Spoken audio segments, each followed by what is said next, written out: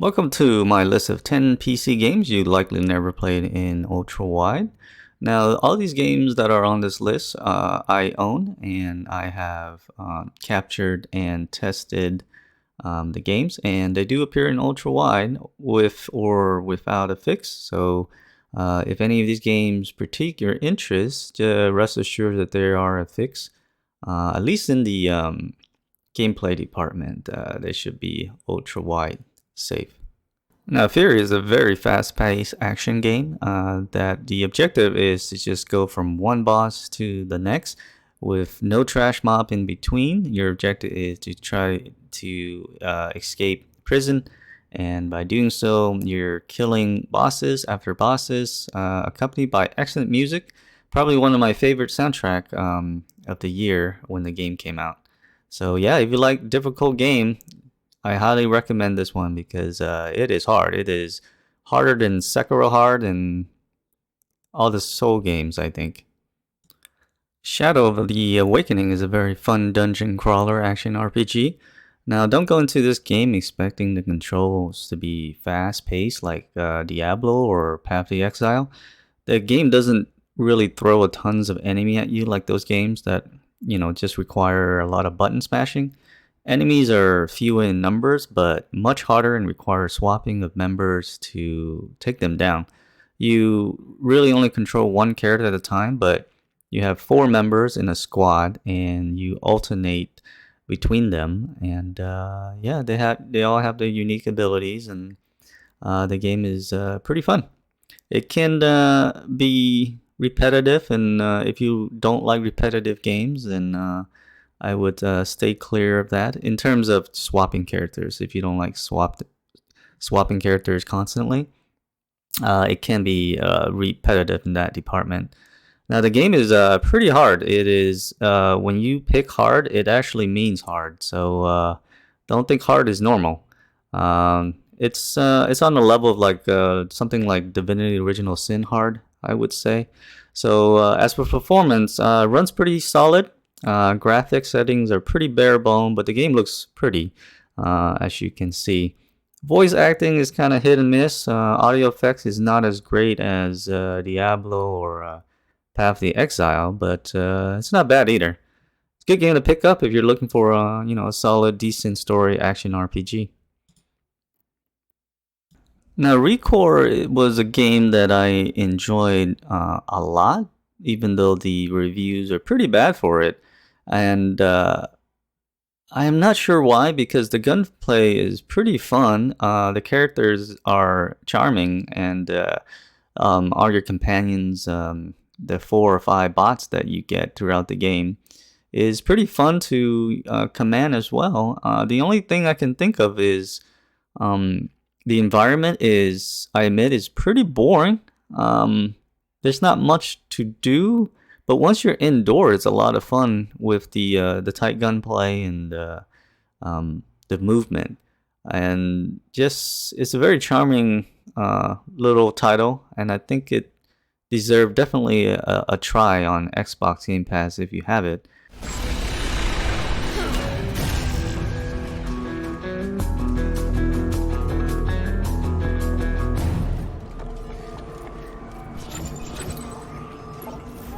Open sesame.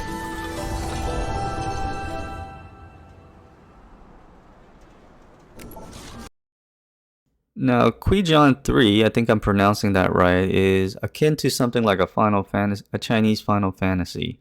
It's got great graphics and a beautiful soundtrack, and combat is fairly basic, but it's still fun, and it's smooth, and it's not stiff or anything like that.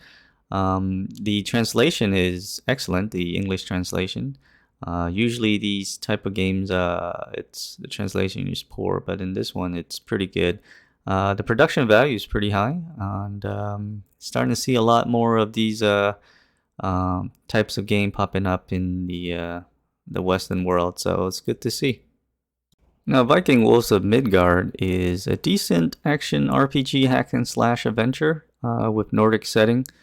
It still has a bit of unbalanced issues here and there, but overall it's still a relatively fun hack and slash game.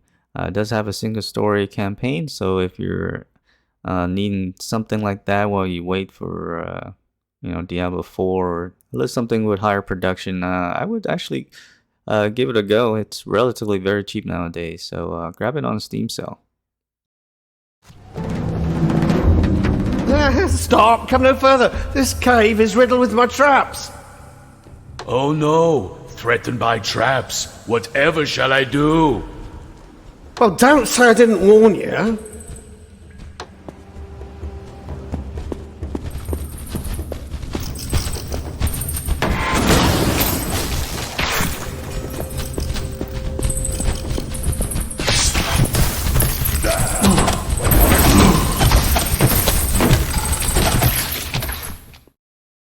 Now, this next game on the list, Agent of Mayhem, has the highest budget, but I think it got overlooked a lot because of the bad reviews and that it got on release. But I enjoy the heck out of this game, very much like Recore, and it's got such high production value, especially during the cutscene.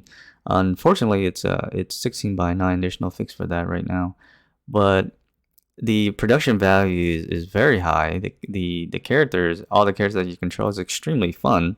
It does get repetitive, sure, but the gameplay more than makes up for it. But to this day, I still don't understand why it didn't took off, because maybe because people were comparing this to Saint Row and they wanted more of that. But this is, if you just play for what it is, it's an extremely fun game. Beautiful cutscenes and great action, and it's really funny in a lot of parts too. So yeah, definitely give it a shot. Now that it's so cheap nowadays, you can get it for a few bucks, but I highly recommend it because the production value is very high.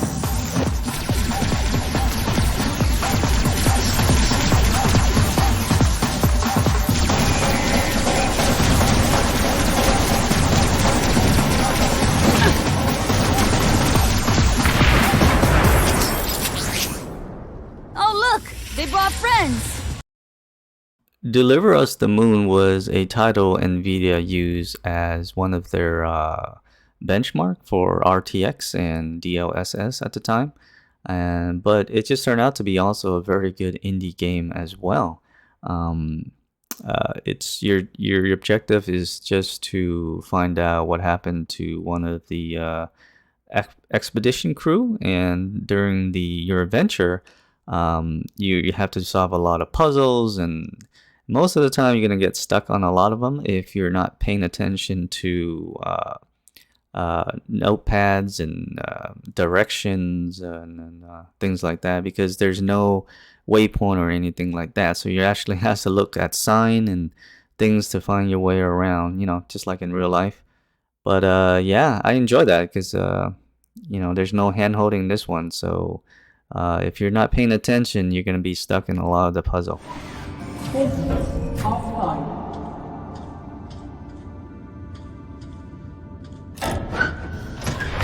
Quarters online.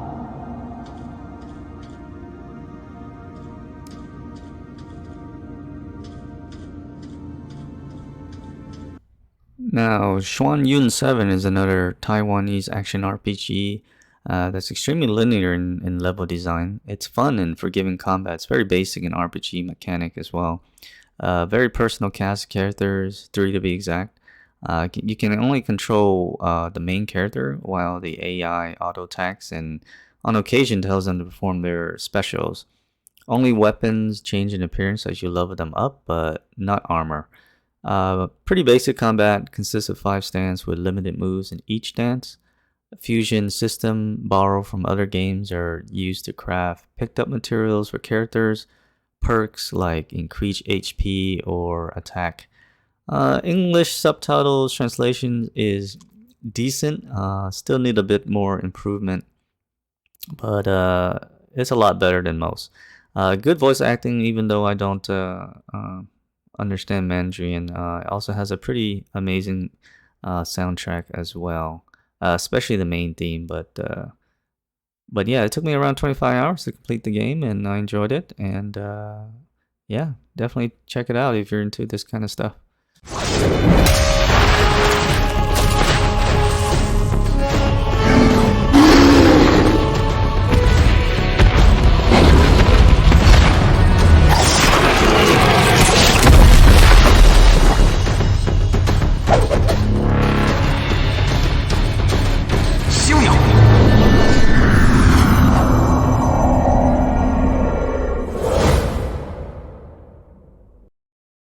Sword and Ferry 7 is another decent action RPG coming out of Taiwan.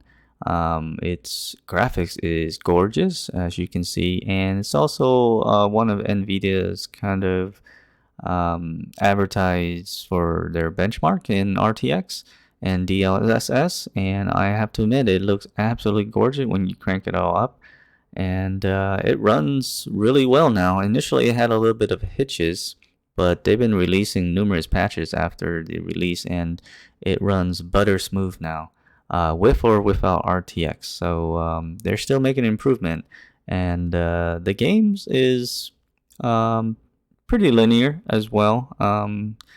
Overall, a couple good cast of characters. There was one that I didn't enjoy, but the production value is pretty good. The movies are during the cutscenes, the fight choreographies are pretty excellent as well. Unfortunately, again, it's in 16:9 with no known fix, but overall, it's another very decent game coming out of Taiwan.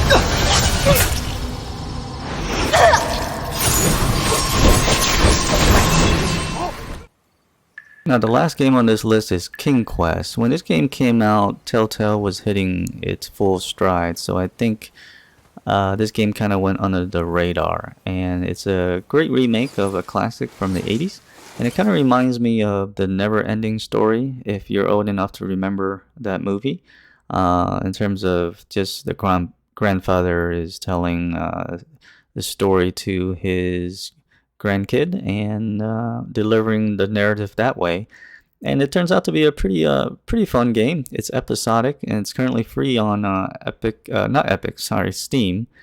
The first episode, there's 5 total, so if this game looks interesting to you, I'd definitely give it a shot, since the first episode is entirely free on Steam, and I think you'll enjoy it. It's got a fun cast of characters, it's charming, and the puzzle is fairly basic, but there are a couple of challenging ones. But I think overall it's definitely worth a shot if you like something like you find in a Telltale game. No, we are here to guard the town entrance and keep out any riffraff whilst everyone is watching the parade. If we were to leave, rapscallions would run amok in the empty shops. Back away, boy. We're on the lookout for intruders. Stop being useless and help us watch for thieves.